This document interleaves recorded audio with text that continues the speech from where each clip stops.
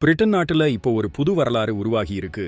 ஒரு முஸ்லிம் பெண், அதுவும் பாகிஸ்தான் வம்சாவளியைச் சேர்ந்த ஒரு பெண், பிரிட்டனின் மிக முக்கியமான அமைச்சர் பதவியை வகிக்க போறாங்கன்னா நம்ப முடியுதா?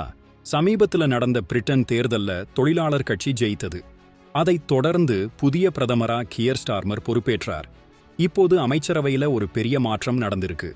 துணை பிரதமர் பதவி விலகினதால பல புதிய அமைச்சர்கள் நியமிக்கப்பட்டிருக்காங்க. இந்த மாற்றத்துல பிரிட்டன் நாட்டின் முதல் முஸ்லிம் பெண் உள்துறை செயலாளராக ஷபானா மஹ்மூத் பதவியேற்றிருக்காங்க. இந்த பதவி போலீஸ், குடிபெயர்தல், தேசிய பாதுகாப்புன்னு நாட்டின் மிக முக்கியமான விஷயங்களை கவனிக்கும் ஒரு துறை. யார் இந்த ஷபானா?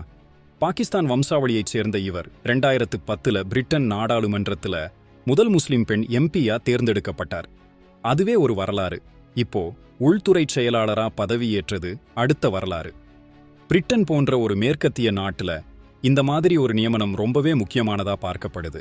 ஆனால் வெளிநாட்டினர் குடியேற்ற சிக்கல்கள், போலீஸ் சீர்திருத்தங்கள்னு இவருக்கு பெரிய சவால்கள் காத்துக்கிட்டு இருக்கு.